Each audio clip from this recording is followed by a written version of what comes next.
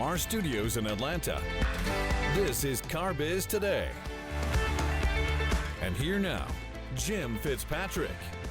Hey everyone, thanks for joining us today. Every dealer knows that the profitability of your used car inventory depends on the speed and efficiency of your reconditioning team. So much so that NCM has determined that a vehicle depreciates $40 for every day it spends in the recon cycle.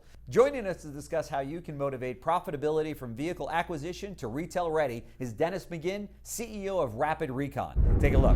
Dennis, welcome back into CBT News. Always great. I love being able to spend a little time with you guys. Thank Great. you. What should be the dealer's first priority when it comes to used car inventory? The amount of time it takes to turn that to sale-ready vehicles. The important thing that we found is to first make sure you know what it is. There's been too many, and there's still too many GMs out there who are assuming or just believing that it's okay, and it's not. I mean, we've never yet to find one that is anywhere near what they'd like to think it is, or what they've been kind of talking to themselves about, that it's a couple of days. It never is a couple of days. You know that. You've been there. Right. Oh, I know. I know.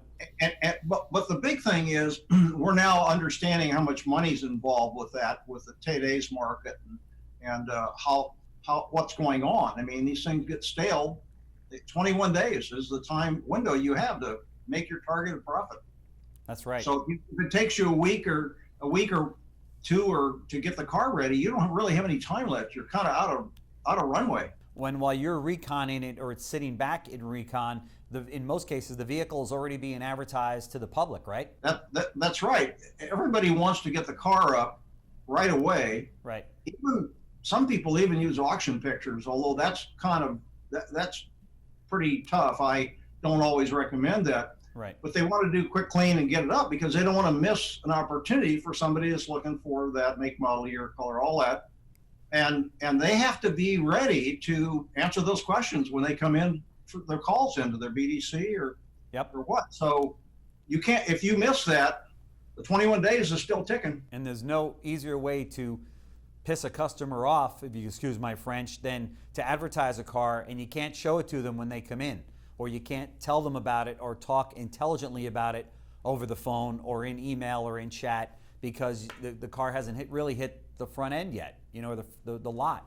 And more times than not, the salesperson, even the manager sometimes, doesn't know where that vehicle stands in recon or what's even been done to it, right? For those people that are dialed into to our stuff, they can answer those questions as soon as the customer calls in, and they can see it on their phone or on their desktop.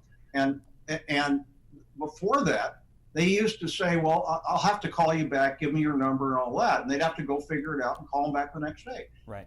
And so the difference between those two is like enormous. They get 80% of the people, when you give them good information that makes them feel good, I think the trust level goes up.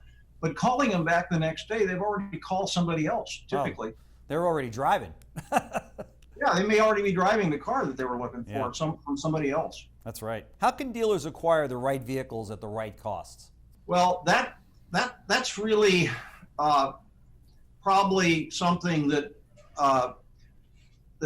Dale Pollack has done, a really good job on with his provision software, and it is the best of the best. Yeah. I think probably 70% of our dealers use that.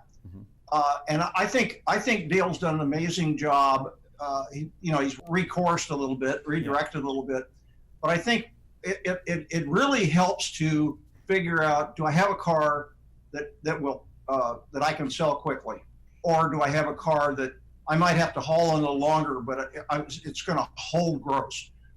Problem with that is that could change the day the car goes online, it gets in. So there's two parts of this. The way I look at it, there's one part right up to the time you get the car and it's in your hands, and then it's my turf, and it is get this thing ready and have that information available for the people that call. Right. So that's what I call the realization of the idea that you're going to provision, you're going to put these cars out there with the right expectation, and then the next day when you own that car and you want to get it up online, that's the realization. And that's what I work hard to make sure that the dealers have their hands on. Right, because you're focused on it. I mean, in so many cases, there's dealerships, large and small, where that's just not necessarily their focus. I mean, the used car manager might buy the car and then getting with the Recon manager and saying, hey, we got to get these cars out, we got to get them out. But they don't have anything until now. They don't have anything to really monitor that and manage that process, right? Yeah, they're just doing reactive stuff. They're just hitting the high points, and then the low points kind of sit back there and they catch up with them later. Yeah. What we do more than anything is get the people into thinking of the process and understanding their numbers, because everybody's pushing a button. I'm done with my part. I'm done with my part. I'm done with my part. And they love it because everybody can see they're doing a good job of moving the cars through. But the people that are most involved with this thing, used car manager and the general manager, they know where they stand. So if they're not happy with it, they can start to look at resources or whether they are getting the right cars. Talk to us about the 4 factors of used car profitability from your perspective. The 4 factors are you have to have the right car. You have to have it priced right. You've got to have it ready quickly, and it's got to be done right. So it doesn't make any sense to do everything else, and then you get a car that you didn't get all the dents out, or you didn't clean it properly, or there's something you missed. Right. That's just as bad. And so those 4 things I think are really important, and they all have to work together. Yeah, that's for sure. And the phrase "you never get a second chance to make a first impression" is never more true than when you're presenting a used car to a customer, right? If you're making excuses for it or you're apologizing for it, you're in trouble. When they come, they can't unsee anything. That's right. You can't say, hey, would you forget that you could see the marks there? They just you can't convince them of that. No, it doesn't work. No, it really doesn't. Really doesn't. How does time to line or T2L motivate used car profitability? My favorite topic. Well, so T2L takes the Recon process,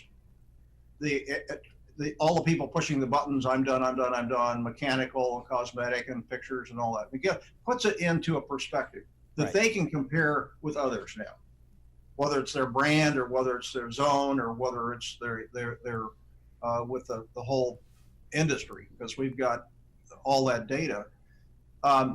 But we've added to that from the time they acquire the car, so that you got the time to line starts when they own the car, the minute they own the car to the minute it's sale ready. Right.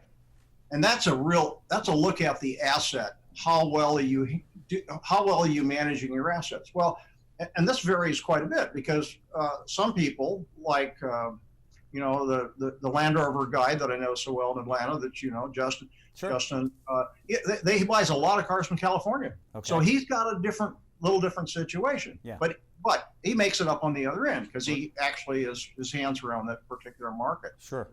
So, but time to line is a metric that basically I created for the industry, based on the fact that just doing reconditioning wasn't enough. You needed to see how well the asset is being handled from the time you own it. You get it all matters. If you're looking at holding costs and turns, it's all matters. And what should dealers be doing to market their used cars even before reconditioning is completed? Well, some of our customers are getting those first photos up, and when they have real information, when they can talk to the caller about what's really going on with the car. Oh, well, it's having brakes put on it right now, new brakes, new tires, and then tomorrow it's going to be detailed and so on, and then that changes the whole algorithm. If they have information that somebody's looking at something that's real, saying, oh yeah, we know what that is, and now they can send it to them. They can say, oh, we'll send you a copy of what's being done. And the car, they just got the car in a day ago or 2 days ago. Right. So we've got this approval process really working, which is really the trick. I mean, the car's up on the rack, technician's gone through it. He does a couple of clicks and the parts and labor breakdown is right there. It's in one click, it's in front of the used car manager that's approving that stuff.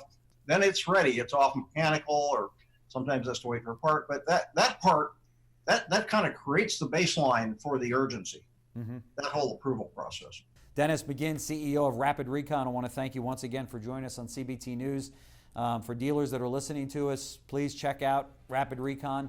You're a click away from changing your bottom line in used cars. It's just that easy. So, thanks. You're very kind, and I really enjoy the opportunity to spend a few minutes with you on the air. Well, we love it. So, hopefully, we're gonna have you back soon.